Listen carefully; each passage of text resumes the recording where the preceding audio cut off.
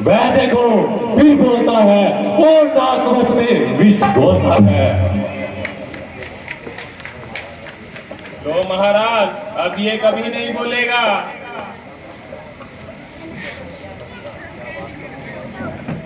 क्या वास्तव में यह तुम्हारा कसूर है? बेशक जो दंड दो मुझे मंजूर है।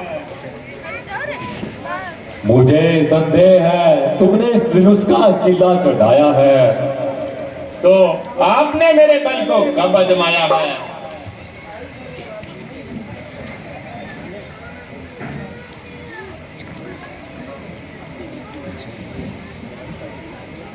लीजिए इस धनुष का किला चढ़ाकर मेरा इत्मीनान कीजिए।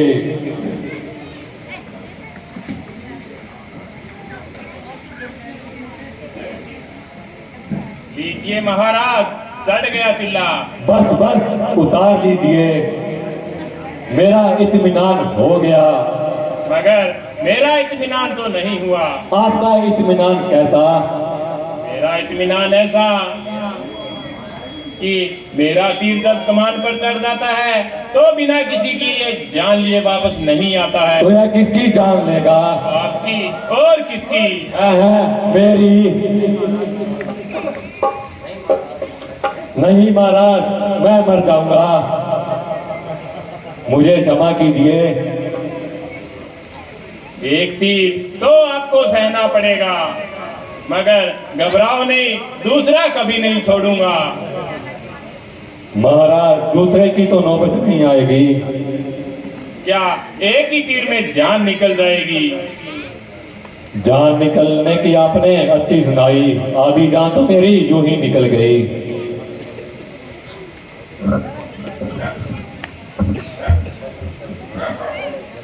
बस मिसर जी हो चुके ठंडे, जरा परसा तो उठाओ और अपना जोर दिखाओ।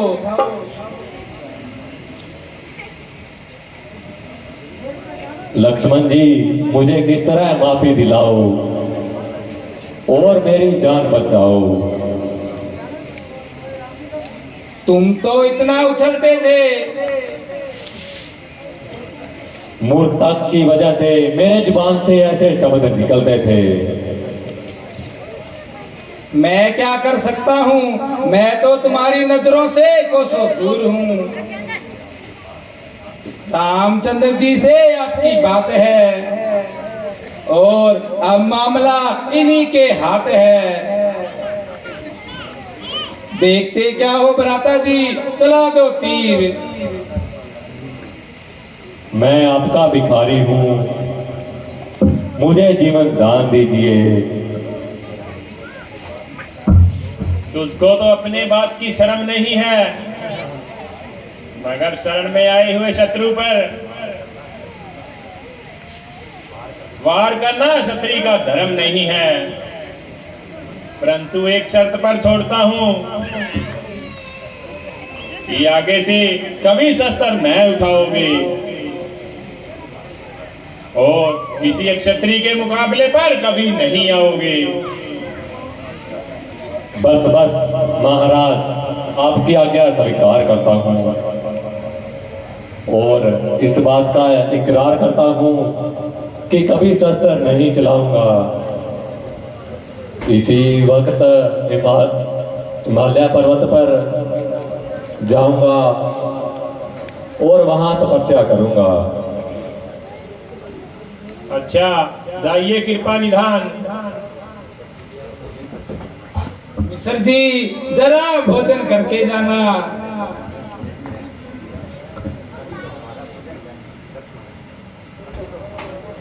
कभी तो हमारा भी भोजन ग्रहण कर लिया करें। भ्राता जी कभी तो इस चंचलता को छुपा लिया करो। बस बस दया रखो, सब कुछ ठीक है। जान बची, अभी तो पहले वाली रोटी नहीं बची। वापिस आऊंगा तो ऐसे फुलके खाऊंगा और अपनी जान भी देकर जाऊंगा।